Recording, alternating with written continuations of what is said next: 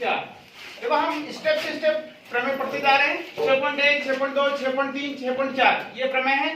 देखो क्या लिखा हुआ है, दो त्रिभुजों में एक त्रिभुज की भुजाएं, दो त्रिभुज दे रखे जिसमें एक त्रिभुज की भुजाएं दूसरे त्रिभुज की भुजाओं के समानुपाती, हमको इसका अर्थ होना चाहिए या फिर एक ही अनुपात में हो तो इसके संगत कोण बराबर होते हैं।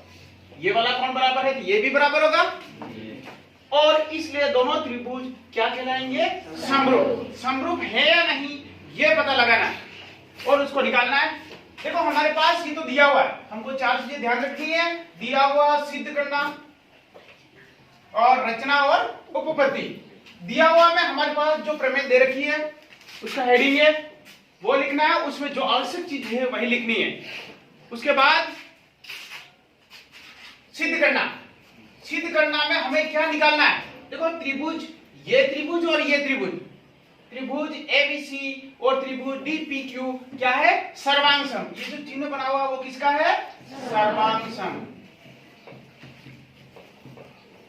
बार बार सर्वांग सम नहीं लिख के हमेशा चित्र बना देंगे, चिन्ह बना देंगे। अब इसमें सर्वांग सम है तो देखो कोण ए बराबर कोण डी, ये कोण बराबर ये कोण, कोण बी बराबर कोण ई और कोण सी बराबर कोण एफ, तीनों कोण हो गए ये। जब AB बटे DE, देखो AB बटे DE, BC बटे EF और AC बटे DF, ये दिया हुआ है। अब देखो रचना, रचना में क्या करते हैं, इन दोनों को सिद्ध करने के लिए जो परिवर्तन करते हैं या फिर इसमें क्या चीज डाली जाए कि हमारी प्रमेय सिद्ध हो जाए, तो देखो त्रिभुज DEF में DP बराबर AB, देखो DEF में DP बराबर AB पैरेलल और DQ बराबर AC, DQ बराबर AC। काटिए तथा P और Q को मिलाइए। देखो ये छोटा त्रिभुज था, इतना जितना था उतना काट के क्या किया हमने, P और Q को मिला दिया। फिर आता है हमारा उपपत्ति। उपपत्ति में क्या करते हैं, जो ये निकालने के लिए सभी अभिक्रिया करते हैं वो सब इसके अंदर आएगी ताकि हमारा उत्तर आ जाए। दो त्रिभुजों की समरूपता की, देखो ये जब हमारे पास तीनों कोण बराबर होते हैं या तीनों भुजाएं बराबर होते हैं तो उसके लिए हमारे पास बार बार ना लिख के भुजा भुजा भुजा लिख देंगे, तो भुजा को क्या कह रहे हैं, एस एस एस 3 बार लिख देंगे।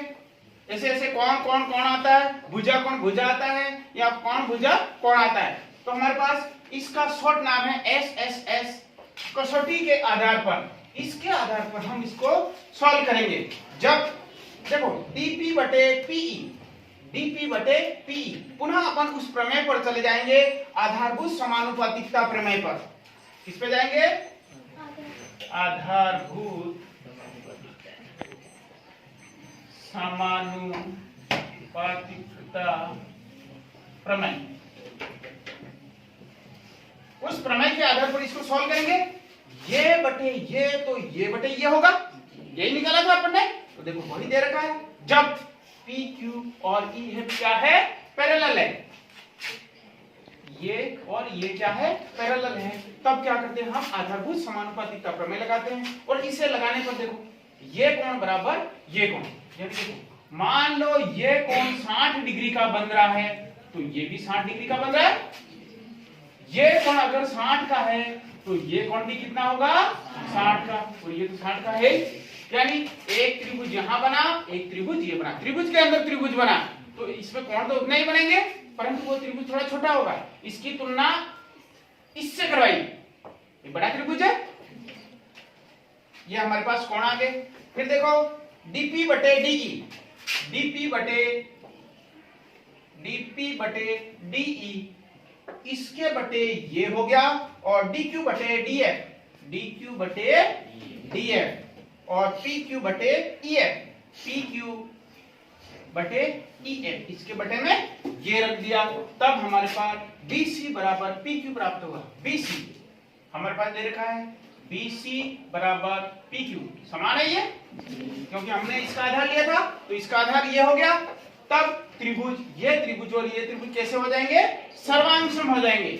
ए बी सी सर्वांगसम होगा डी ई एफ, ये निकल रहा है।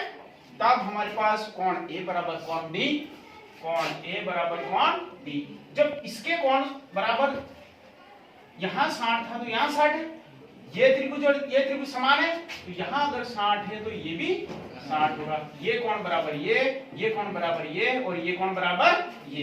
यही सिद्ध किया हमने। इस प्रकार हमने ये प्रमेय सोल्व किया।